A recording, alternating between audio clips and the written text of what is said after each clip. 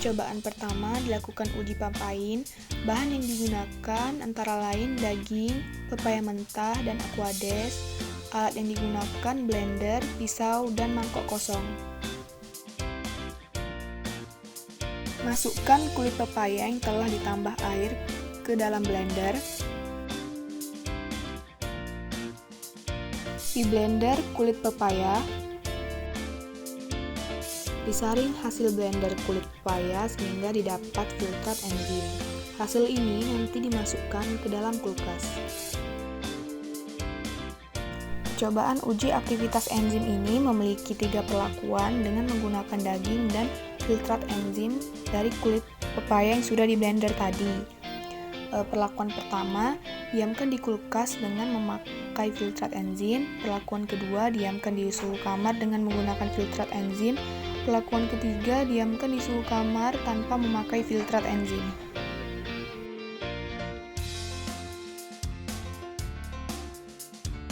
Tuangkan getah ke wadah 1 dan wadah 2. Wadah 1 dimasukkan ke kulkas, wadah 2 dan 3 dibiarkan pada suhu kamar.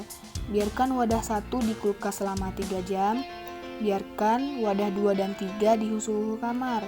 Hasilnya nanti diamati per 1 jam. Didapat hasil pengamatan. Daging yang diberi filtrat enzim pada suhu ruang lebih lembut teksturnya dibanding daging yang diberi filtrat enzim dalam kulkas. Pada daging tanpa pemberian filtrat, teksturnya agak keras dibanding daging yang telah diberi filtrat enzim. Selanjutnya dilakukan pengujian terhadap aktivitas enzim fenol oksidase. Berikut adalah tahapan percobaannya.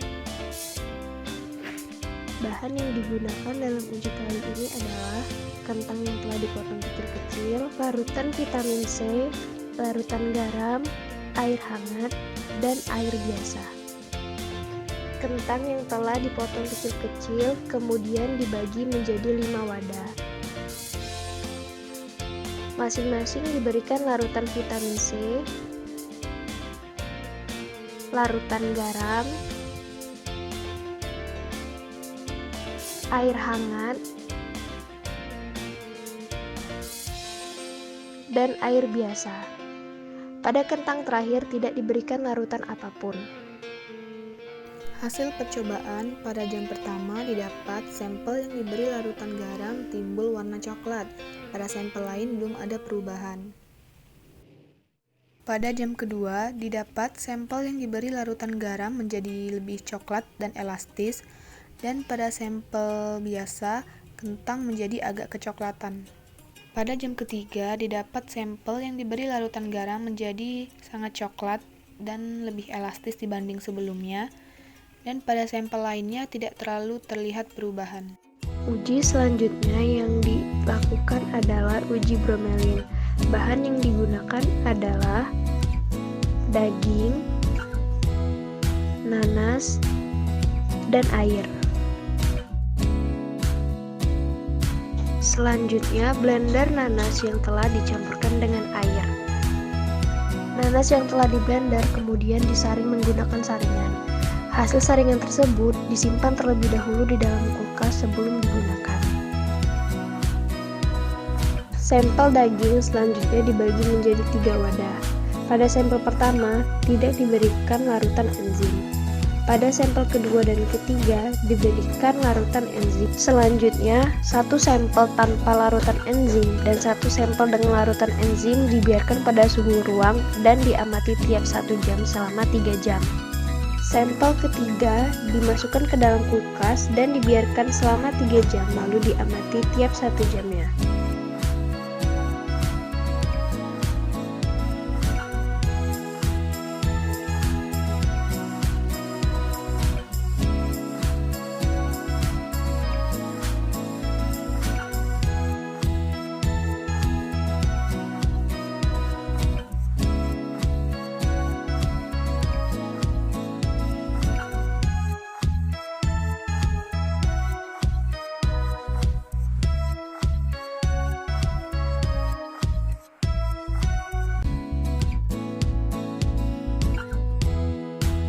Setelah diamati selama 3 jam, sampel yang diberikan larutan enzim dan disimpan di dalam kulkas terasa lebih empuk dibandingkan sampel lainnya. Assalamualaikum warahmatullahi wabarakatuh. Perkenalkan, kami dari kelompok 1 Praktikum Biokimia kali ini ingin menjelaskan tentang uji aktivitas enzim. Yang pertama, kita akan membahas tentang pengertian enzim. Jadi, apa sih enzim? Enzim adalah biomolekul berupa protein yang berfungsi sebagai katalis dalam suatu proses biologis. Sebagai biokatalisator, enzim dapat mempercepat suatu reaksi tanpa harus ikut bereaksi. Ada dua fungsi pokok enzim, yakni mempercepat ataupun memperlambat reaksi kimia dan mengatur sejumlah reaksi yang berbeda-beda walaupun dalam waktu yang sama. Jadi, pada praktikum biokimia kali ini, kita akan mengisolasi beberapa enzim dari beberapa tumbuhan. Yang pertama ada enzim papain. Jadi, papain merupakan enzim protease yang terdapat pada getah papaya, baik pada buahnya, batangnya, maupun daunnya.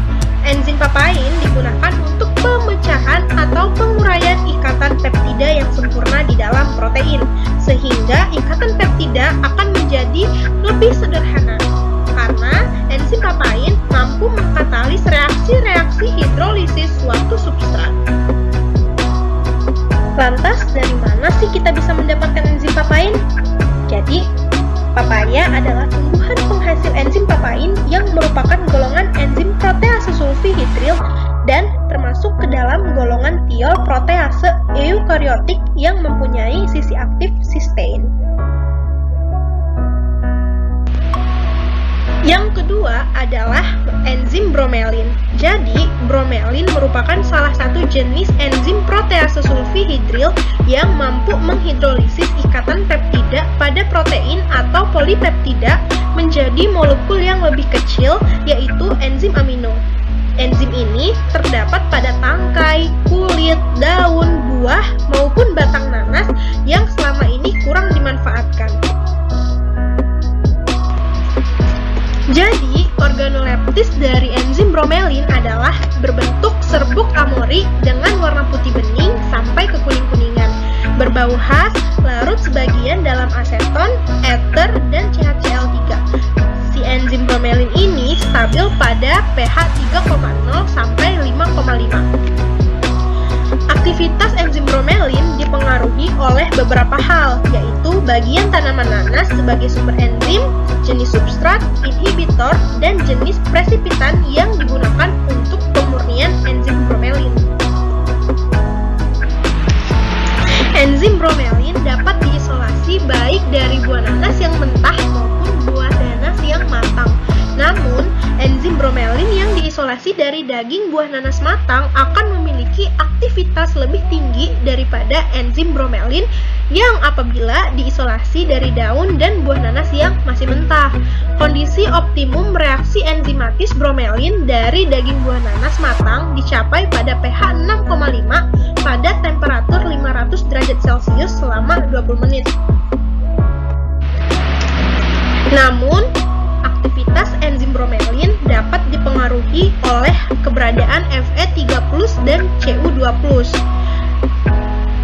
Oleh karena itu, adanya kelator ion logam seperti natrium eta dengan jumlah yang tepat dapat meningkatkan aktivitas enzim bromelin.